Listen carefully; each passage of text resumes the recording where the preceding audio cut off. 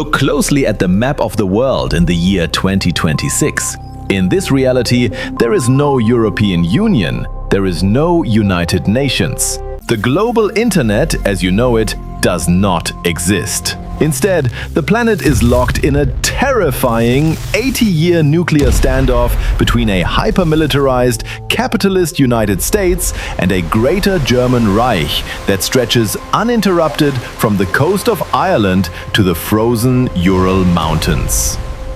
Hollywood and science fiction have tried to picture this exact scenario for decades. They almost always portray a victorious Nazi Germany as a hyper-advanced global superpower with moon bases, laser weapons, and sleek, futuristic cities. But Hollywood gets the math wrong. We fed over 140,000 historical documents, military deployment logs, economic data points, and meteorological records into the Axiom supercomputer and asked it to run a predictive global simulation. We altered just one single historical variable. Not a magic weapon, not a time traveler, just a slight shift in atmospheric pressure. The weather. The Axiom output for this timeline isn't science fiction. It is a mathematically probable glimpse into a nightmare century. And it proves that a victorious fascist empire would not become a utopia. It would become a technologically stagnant, rotting prison.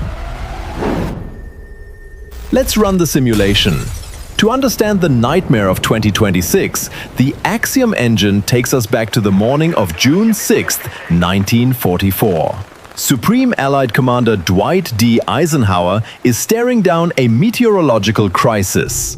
In our reality, Allied weather experts identified a miraculous 24-hour clearing in the horrific Atlantic storms, allowing the massive invasion of Normandy to proceed. But in the Axiom simulation, the low-pressure system stalls. A Category 2 gale lashes the English Channel. Eisenhower is forced to delay. June 6th passes. June 7th passes. The invasion is pushed to the next possible tidal window in July. But this delay contains a fatal algorithmic flaw. The element of surprise entirely evaporates. German intelligence notices the undeniable buildup of ships off the British coast. Field Marshal Erwin Rommel, the desert fox in charge of the Atlantic Wall, uses this extra month to do exactly what he was prevented from doing in our timeline. He heavily reinforces Normandy. He moves 3 elite panzer tank divisions off the reserves and places them directly behind the bluffs.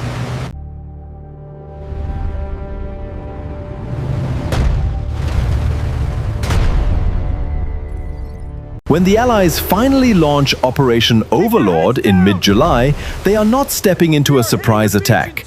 They are walking into a meticulously calibrated kill zone. The Axiom engine calculates a 94% casualty rate for the first wave on Omaha and Utah beaches. Landing craft are blown out of the water by pre-sighted artillery before the ramps even drop. Airborne paratroopers dropping behind enemy lines do not find empty fields. They are systematically hunted down by waiting SS armor divisions. Without a secure beachhead, heavy Allied tanks and logistical equipment cannot land.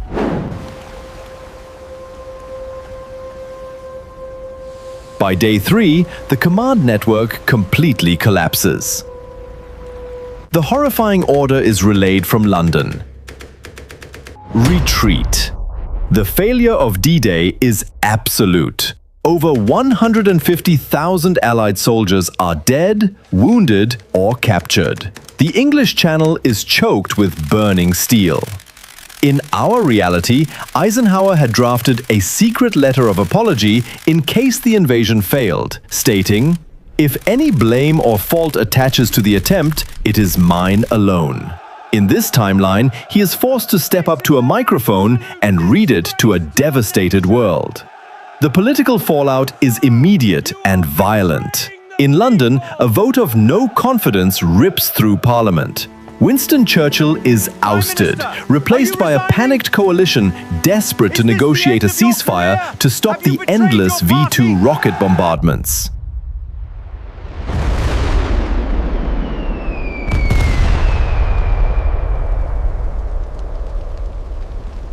Across the Atlantic, an outraged American public, staring at catastrophic losses, demands an end to the European bloodbath. President Franklin D. Roosevelt faces a hostile electorate that refuses to send another generation to die on French shores. The United States officially abandons the Europe First strategy. They pivot their entire military-industrial complex exclusively toward the Pacific to crush Imperial Japan. Great Britain is left entirely alone, transformed into a starving, isolated fortress. And Adolf Hitler has just permanently secured his western border.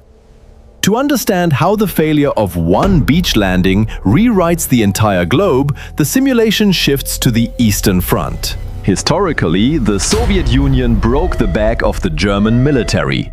But they succeeded in part because Hitler was bleeding millions of men and resources to fight a two-front war against the Americans and British in the West. The Axiom simulation has just erased that Western threat. Hitler no longer needs to keep 1.5 million men, his best tank divisions, and the bulk of the Luftwaffe pinned down on the Atlantic coast. By August 1944, the largest logistical redeployment in human military history begins. Over 2 million battle-hardened German soldiers, backed by total, uncontested air superiority, are loaded onto trains and hurled directly at Joseph Stalin's Red Army. The Soviets are already bleeding white. They have taken unimaginable casualties. But the algorithm highlights a logistical variable that is almost always ignored in alternate history: American Lend-Lease. In our timeline, the Soviet war machine survived because America sent them 400,000 transport trucks, millions of tons of aviation fuel, and enough food to feed their armies. But in this timeline, with the US totally focused on Japan and German U-boats completely dominating an uncontested Atlantic Ocean, those vital supply lines to Russia are permanently severed. When Stalin launches his late summer offensives, he expects to crush a weakened German line. Instead, the Red Army, starving, lacking transport, and outgunned, runs headfirst into a fully reinforced, undivided Wehrmacht. The Axiom engine projects a brutal, grinding collapse of the Soviet Union. It doesn't happen overnight. It takes 2 agonizing years. But without American trucks to move their artillery, and facing the concentrated might of the Luftwaffe, the Soviet lines shatter. Moscow does not fall quickly. It is reduced to ash, fought over street by street, room by room.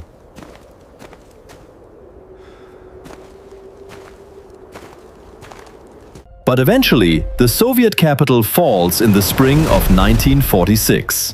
Stalin is either assassinated by his own generals or flees deep into the Siberian wilderness. The Soviet state splinters into fractured, starving warlord territories. Germany establishes the infamous AA line, a heavily fortified continental border stretching from the Arctic Ocean to the Caspian Sea. The Third Reich transforms from a European power into a self-sufficient transcontinental mega-empire. Hitler's horrifying vision of Lebensraum, living space for the German people in the East, is achieved.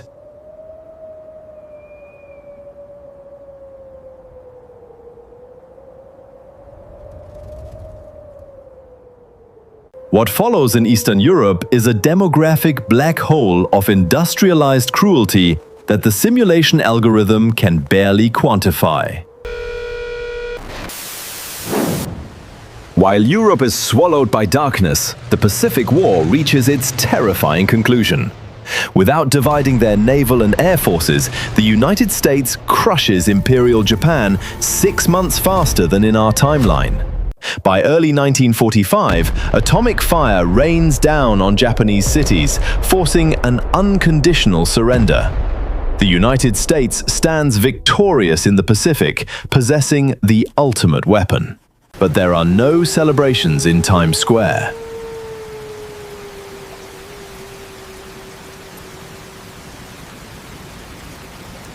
Because across the ocean, a dark shadow covers half the globe.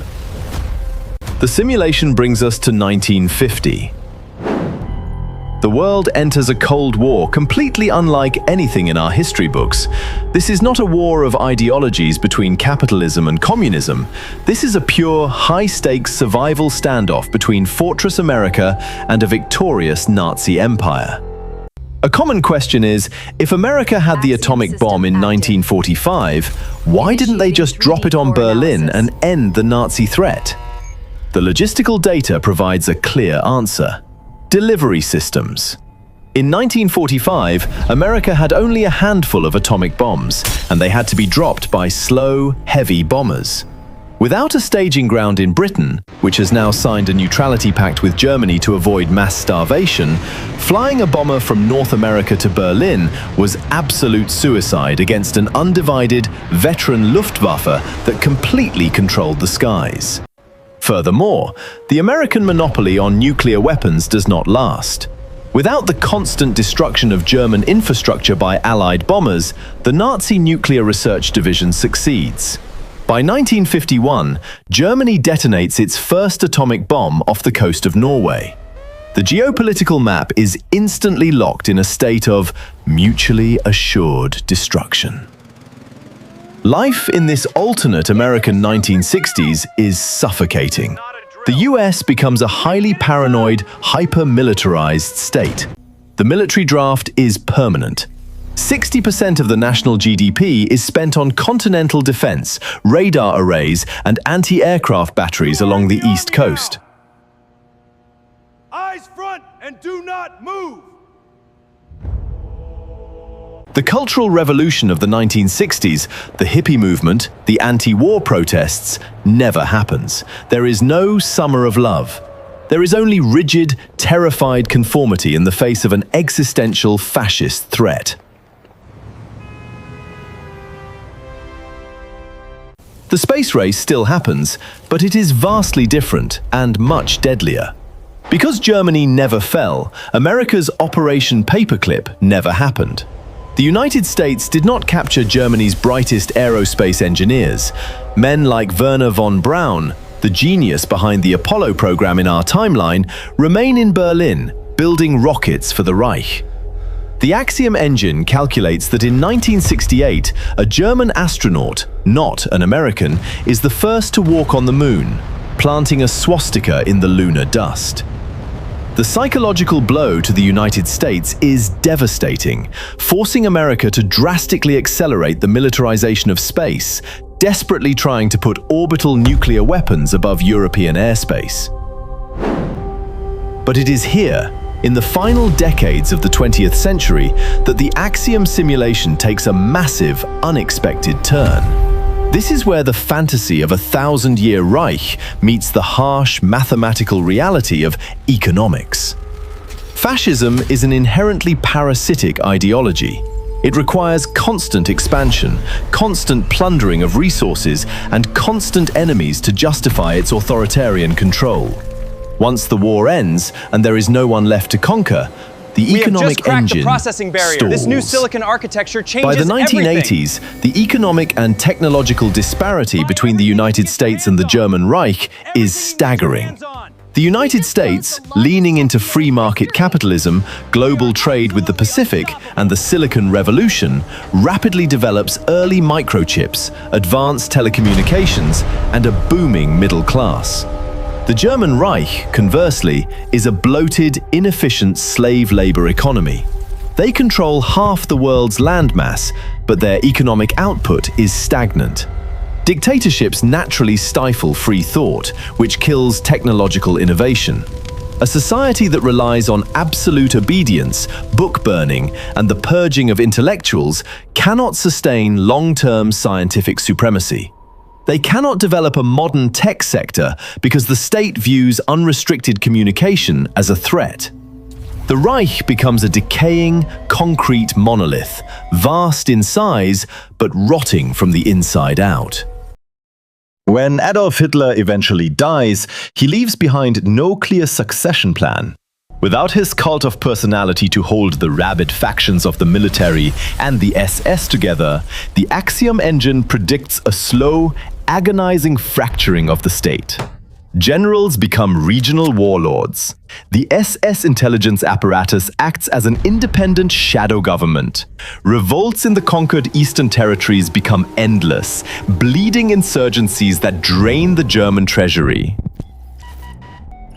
Which brings the Axiom simulation to the present day, the year 2026. The simulation outputs a grim reality divided into three distinct spheres. First, the American sphere. The United States is an absolute global fortress.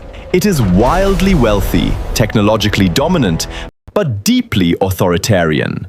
The military-industrial complex controls nearly every aspect of American life. They dominate the Pacific Rim, Australia, and South America, but the citizens live in a perpetual state of high alert, practicing nuclear drills the way we practice fire drills. Second, the shattered zones. Because the British Empire collapsed early and the Soviet Union was eradicated, regions like the Middle East and Africa became violent, chaotic proxy war battlegrounds. American CIA operatives and rogue German intelligence factions fight endless, bloody shadow wars in the deserts of Iran to secure the world's remaining oil and rare earth minerals. And finally, the Greater German Reich. It has not conquered the world. Instead, it has become the most dangerous place on the planet. The central government in Berlin has lost control over its vast territories. The empire has fractured into competing, hyper-militarized fiefdoms. In this 2026, there is no global internet in Europe. There is only a closed, heavily monitored state intranet. Artificial intelligence and mass surveillance are not used for commerce. They are used by Berlin to perfectly engineer obedience. Smart devices in homes monitor vocal stress. Dissent is mathematically predicted and eliminated by set police before it can even be spoken. It is the ultimate realization of a technological dystopia. But the United States is no longer terrified of a unified German invasion. They are terrified of something much worse: state collapse. Europe is a massive, decaying power vacuum containing thousands of nuclear weapons. If one rogue German general in Paris decides to launch a missile at a rival faction in Moscow, it could trigger an automated global nuclear holocaust that would incinerate the planet. When you look at the raw data of the Axiom simulation, you realize something profound. History is not a steady march forward. It is a delicate, fragile chain of variables. The men who stepped off those landing craft into the freezing waters of Normandy on June 6, 1944, didn't just liberate a continent. By succeeding, they didn't just win a war. They prevented the human race from splintering into a permanent, totalitarian dark age. They saved the future of human innovation, free thought, and progress. We survived by a margin of hours. The Axiom engine is always running. For our next simulation, we are going to alter the events of the 1962 Cuban Missile Crisis to see what the mathematical reality of a global nuclear war actually looks like. If you want to see that output, hit the subscribe button right now so you don't miss it.